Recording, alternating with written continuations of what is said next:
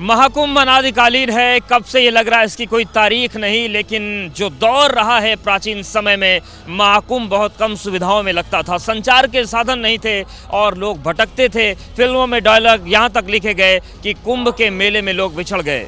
लेकिन आज का दौर वो है जब संचार के साधन है, पर ऐसा नहीं कि उस वक्त कोई सुविधा नहीं होती थी। उस दौर में तीर्थ पुरोहितों के झंडे जीपीएस का काम करते थे, लोगों को भटकने से बचाते थे। इस व्यवस्था को देखने के लिए मैं पहुंचा तो समझ में आया कि कितनी वैज्ञानिक व्यवस्था थी, कैसे लोग झंडों के सहारे अपने तीर्थ पुरोहितों तक पहुंचते थे। और कई बार आज भी उस व्यवस्था का इस्तेमाल आपातकाल में होता है।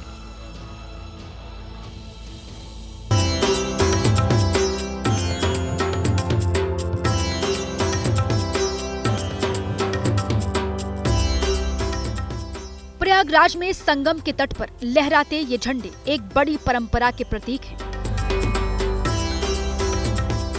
ये झंडे संगम किनारे सनातन की बड़ी विरासत के प्रतीक हैं।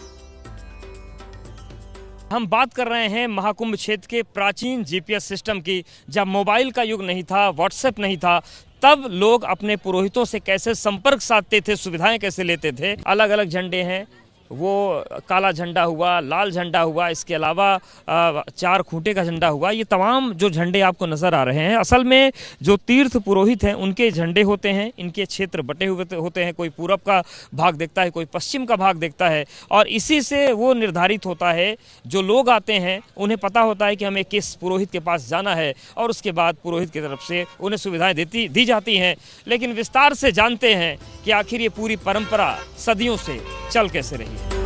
झंडों की इस परंपरा का ऐतिहासिक और सांस्कृतिक महत्व है, जो प्राचीन काल से ही चली आ रही है। ये झंडे अलग अलग तीर्थ पुरोहितों के हैं, जो संगम पर धार्मिक अनुष्ठान करवाने में महत्वपूर्ण भूमिका निभाते हैं। जितना पुराना इतिहास तीर्थ पुरोहितों का है, उतना ही पुराना इतिहास उनके झंडों का भी है। यहाँ पर पुरोहित हैं, जो झंडे लगे हैं, कितने पुरोहित हैं यहाँ इस वक्त? इस समय 200-250 से कम नहीं हो, कम से कम। वैसे पहले पुराने 1484 बताते कहलाते थे। अब धीरे धीरे घटते घटते बहुत कम हो गए हैं। ये झंडे का क्या महत्व है? झंडा क्या रोल अदा करता है? रोल ये अपना अपना चिन्ह प्रदान करता है, और क्या यही रोल है उसका। अच्छा, झंडे में इलाका भी बटा है देश भर का? हाँ, उसमें सबका झंडा अलग अलग है, सबका इलाका बटा हुआ रहता है। हर तीर्थ पुरोहित के झंडे में अलग प्रतीक अंकित होता है।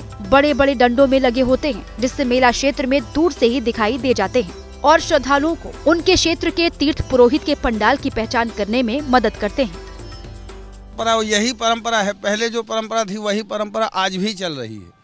पैतृक स्थान से पंडा का निशान और नाम जरूर याद रखना चाहिए अपने क्षेत्र में।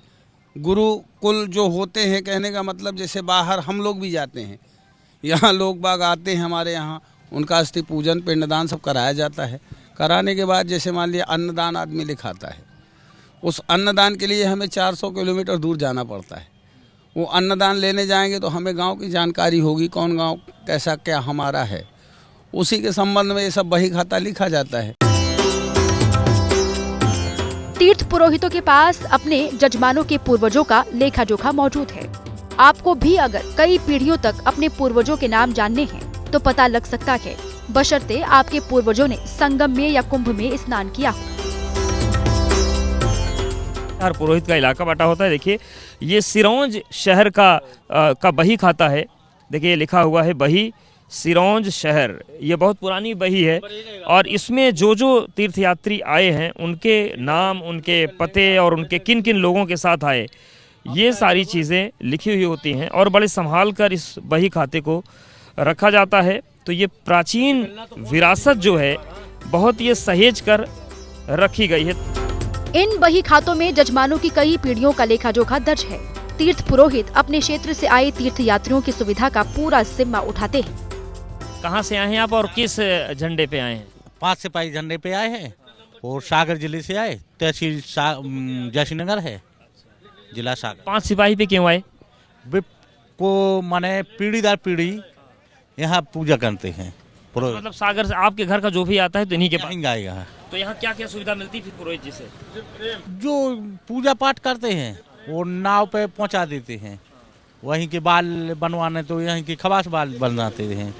और यानी कोई दिक्कत नहीं होती? कोई दिक्कत है, हाँ सब करवा रही थी। और बस के ले भी पहुँच जाती हैं। अच्छा, यानी कि बस स्टैंड में आप भटके ना तो लेने जाते? नहीं, मैं तो पहले पहुँच जात, फोन कर दे तो मैं लेने पहुँच जात।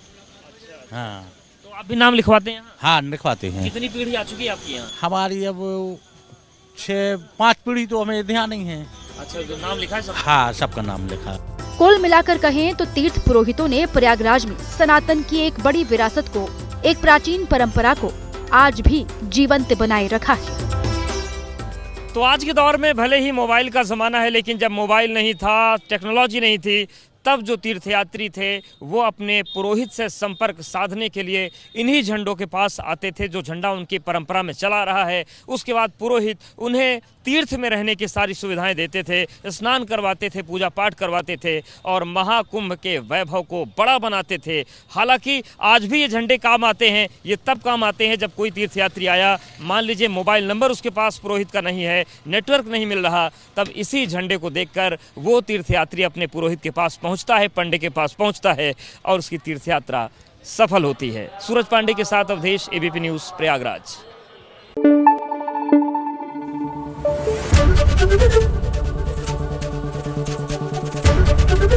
एबीपी न्यूज़ आपको रखे आगे।